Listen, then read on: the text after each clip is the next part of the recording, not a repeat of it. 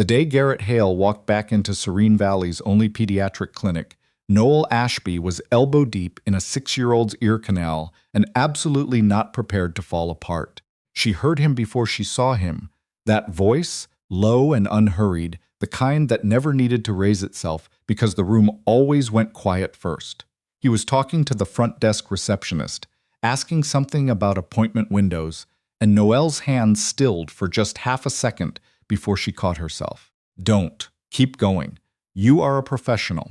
She was. She had been one for 8 years, through a marriage that ended in a courthouse on a Tuesday afternoon, through 3 years of solo parenting a daughter who had her father's eyes and, thank God, her mother's spine. Noel Ashby did not lose composure in exam rooms.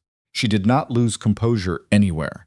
That was the deal she'd made with herself the night she packed the last of his things into 2 cardboard boxes and left them on the front steps without a note.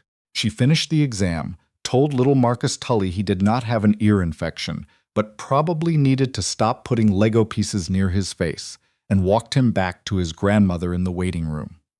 Garrett was standing at the front desk, still talking, still taking up exactly as much space as he always had, like the world had been built around his shoulders. He saw her at the same moment she looked up.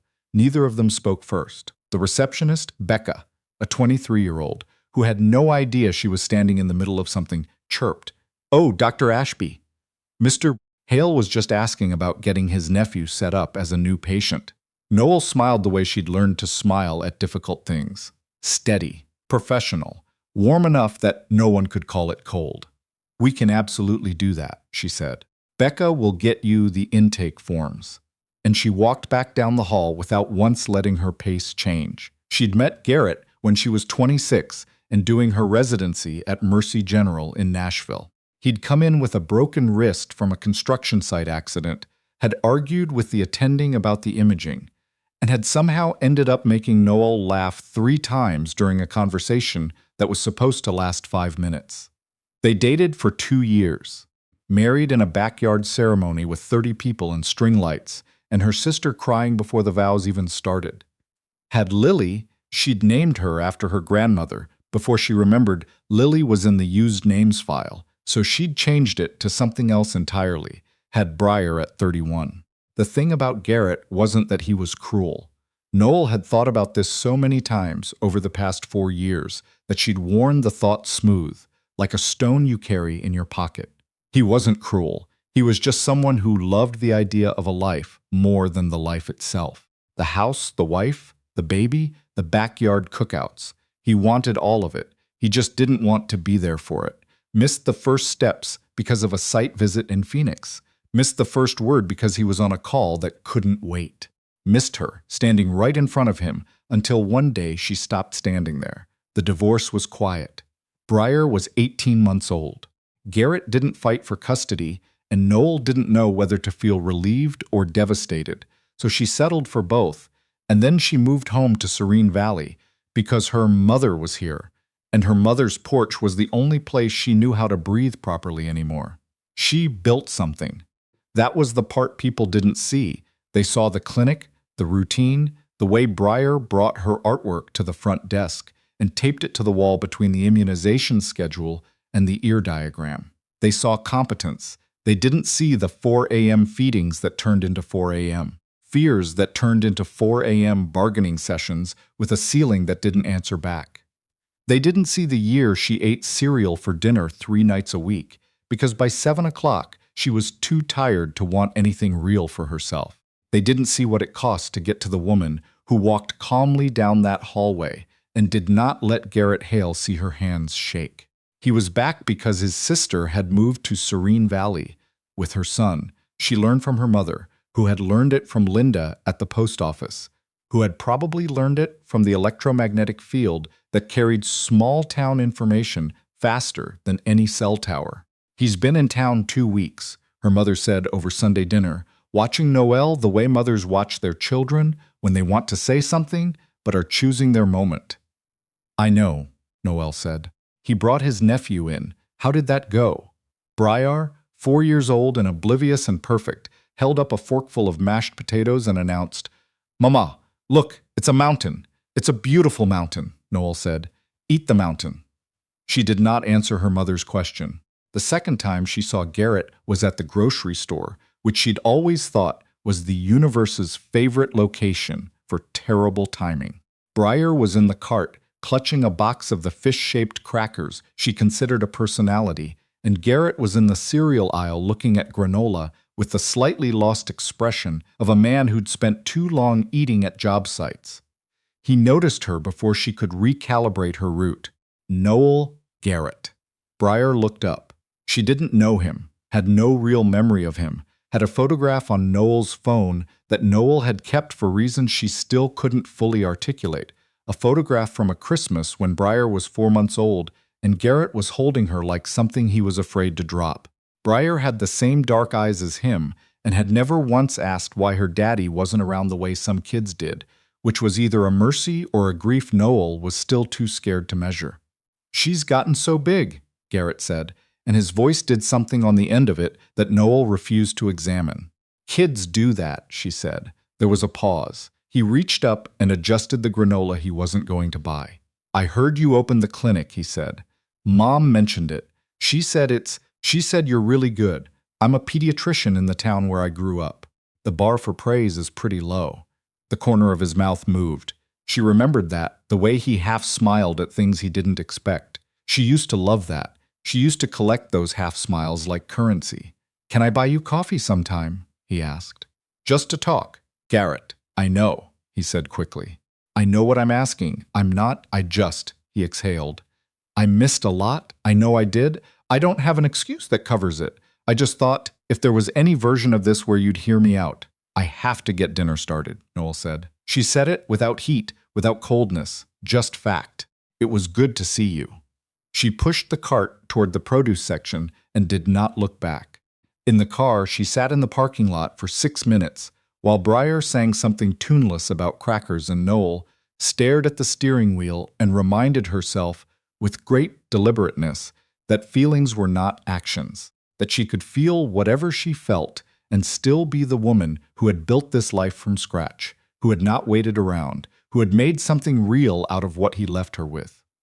She drove home. She made dinner. She read Briar 2 books and 1 additional chapter of the one about the rabbit who learned to be brave, which Briar insisted on every night and which Noel suspected was for both of them. The complication, and there is always a complication, Noel's sister Dara had said this once with the particular wisdom of someone who had been married to the same steady man for 11 years and had no idea how right she was. The complication arrived 10 days later in the form of a Thursday afternoon gala at the Serene Valley Community Arts Center. The gala was for the Children's Hospital Foundation. Noel sat on the board. She'd been attending this event for 3 years. She had a black dress that had been to 2 galas and 1 wedding and could carry anything. She was not anticipating complications. She was anticipating rubber chicken and a silent auction for a weekend at a lake house she didn't need. What she was not anticipating was Garrett at table 7, across the room, sitting with his sister Meredith and her husband, looking entirely out of place in a suit jacket and not trying to hide it. And she was not anticipating Connor Walsh. Connor Walsh was someone Noel had gone to high school with, had not thought about in 15 years, and had apparently managed to become both successful and insufferable in the intervening time. He found her at the pre-dinner cocktail hour, scotch in hand, wearing the particular expression of a man who mistakes confidence for charm. "Noel Ashby," he said. "I heard you're a doctor now." "I am," she said, "pediatrics." He said it with the slight emphasis people put on things they consider small. "That's sweet." She'd heard this before. She heard it occasionally at these events, from people who thought the real medicine was somewhere else, in specialties with more drama and more billing codes. She had stopped being bothered by it years ago. She simply smiled and said, "I think so too," and watched people never quite know how to respond to that. But Connor pressed. He had a few scotches of confidence behind him and a real estate empire. She'd heard about that too, from Linda at the post office, naturally, and he'd apparently decided that the best use of a foundation gala was to relitigate high school dynamics. "Still single?" he asked. And then, before she could answer, he looked around in that theatrical way some men do, like they're performing observation. I always figured you'd end up with someone by now. A career like that, you're probably just too busy, right? There was a woman beside him, someone Noelle didn't recognize, who made a sound that was almost a laugh. Noelle opened her mouth, and Garrett appeared at her elbow. She felt him before she registered him, that particular warmth that she'd spent 4 years telling herself she no longer recognized. He was holding 2 glasses of sparkling water and wearing an expression of such absolute pleasant composure that anyone looking at him would have assumed he'd been beside her all evening. "Sorry," he said to her, and handed her one of the glasses with the ease of someone who'd done it 1,000 times. Then he looked at Connor. "Connor Walsh, right? Garrett Hale. I think we met at Meredith's 4th of July thing years back." Connor blinked, recalibrating. "Right, yeah. Hale Construction?" "That's right." Garrett smiled. Not the half smile. The full one. The one that settled across his face like he had all the time in the world. "I was just hearing you ask Noel about being single. I'd hate for there to be any confusion on that front." He glanced at Noel with a look that she felt in the back of her knees, casual and certain. "You ready to go find our table?" Connor's face shifted into something she didn't need to spend time analyzing. Noel looked at Garrett. Garrett looked back at her, and there was something in his eyes, not a performance, not the cover story he was selling Connor. Something that was just him, asking her something without using words. She felt herself make the choice before she'd entirely thought it through. "Yes," she said. "Let's go." They walked far enough away from Connor that the performance could end, and then Noel said quietly, "You didn't have to do that." "I know," Garrett said. "I can handle Connor Walsh. I know that too." She stopped walking. He stopped beside her. They were near the windows that overlooked the garden, and the late spring light was doing something soft and unreasonable to everything. "What is this, Garrett?" she asked, not angrily. She was tired of doing things angrily. It had taken too much of her 30s. "What are you actually trying to do here?" He was quiet for a moment, the kind of quiet that had always meant he was telling the truth and not sure how it would land. "I told myself I came back for Meredith," he said, "but it's not the whole thing. I came back because I never stopped thinking about what I did, not what happened to us as in the marriage, what I did, the leaving, the not showing up." He looked at Breyer's picture, which she realized too late was her phone wallpaper, visible in her hand. "She has my eyes," he said. Noelle's chest ached in that low, ancient way it had learned to do without asking permission. "She does," she said. "I don't want to undo 4 years. I know I can't. I'm not going to promise you something easy, Noelle, because I don't think that's something I get to promise anymore." He turned to face her completely. "I just want a chance to be someone she can point to. Someone you don't have to brace yourself against when you see me in a grocery store." "You noticed," she said. "I noticed everything," he said. "I always did. I just didn't act on it in time." She looked at him for a long moment. The honest truth, the one she'd been carrying around in her chest for 4 years, under all the practicality and the competence and the cereal dinners, was that she had never stopped loving him. She'd just stopped being able to afford it. There was a difference. She had learned the difference with great personal cost. You can't come back and be whoever you are now and expect the past 4 years to not matter, she said. "I'm not," he said. "I'm expecting them to matter the most." She didn't answer. The dinner bell was sounding, people moving toward the tables, and she let herself be moved with them, standing a half step apart from Garrett and feeling every inch of that half step like a weather system. She didn't let him drive her home. She'd driven herself, and she drove herself back, and she sat in her driveway for longer than she meant to before going inside to relieve the sitter. Breyer was asleep, one arm thrown over her stuffed elephant, face slack and unguarded in the way that children sleep when they're completely certain the world will hold them. Noel stood in the doorway of her room for a while, as she often did, just watching. She thought about the night Breyer was born, which Garrett had been at least. Had held her in the hospital room with that look on his face like the world had rearranged itself without warning. Had cried, which she'd never seen him do before. Had said something low and private near the baby's head that Noel hadn't heard clearly and had never asked about. She'd thought in that moment that they would be okay, that whatever the next part of their lives was, they would find it together. She'd been wrong about that. She'd been wrong about a lot of things, but she'd been right about Briar, about coming home, about building the clinic, about who she was on the other side of all of it. She went to bed. She didn't sleep well. She didn't expect to. The conversation she wasn't ready for happened on a Sunday, 3 weeks later, when Briar saw Garrett for the first time without Noel having staged it at all. He'd come by to drop off some paperwork, a release form for his nephew's file, something the front office had needed, and Noel had told him to leave it in the mailbox. And he had, except that Briar had been playing on the front porch when he'd pulled up and had looked at him with the frank, uncomplicated appraisal of a 4-year-old who finds most strangers interesting. "Hi," Briar said. "Hi," Garrett said. Noel watched from inside the screen door, her hand on the frame, not moving. "You have a dog?" Briar asked, looking at the truck. "Not with me," Garrett said. "But my sister has one. His name is Biscuit." Briar giggled. "That's a food name." "It is," Garrett agreed gravely.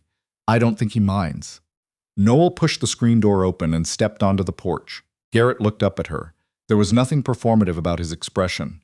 No charm deployed, no strategy.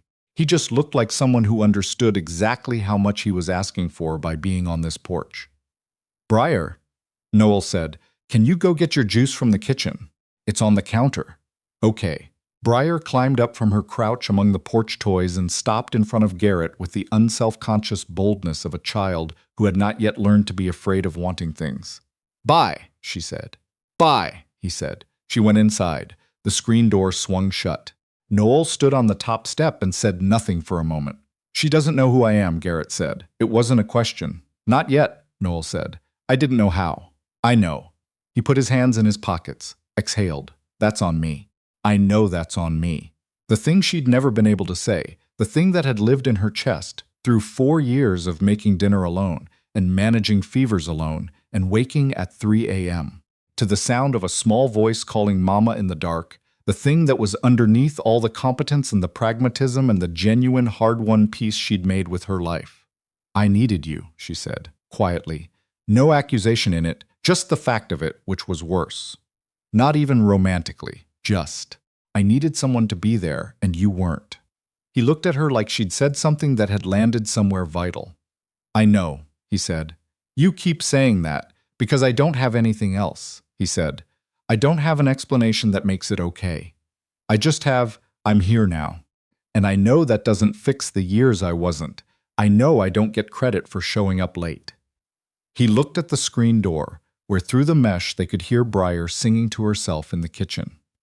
"I just want to know if there's any version of this where I get to try." Noel leaned against the porch railing. The afternoon was warm and ordinary, the kind of Sunday that asked nothing of anyone, and she had a life here, a good one, a real one, a life that she had made with her own hands, and the choice in front of her was not simple and was never going to be simple, and she was done pretending these things could be resolved by being smart enough or careful enough or angry enough.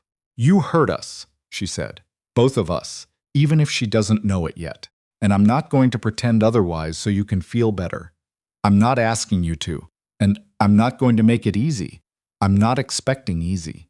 She looked at him for a long time. The man who had cried at his daughter's birth and then slowly, without any dramatic moment she could point to, let the distance win.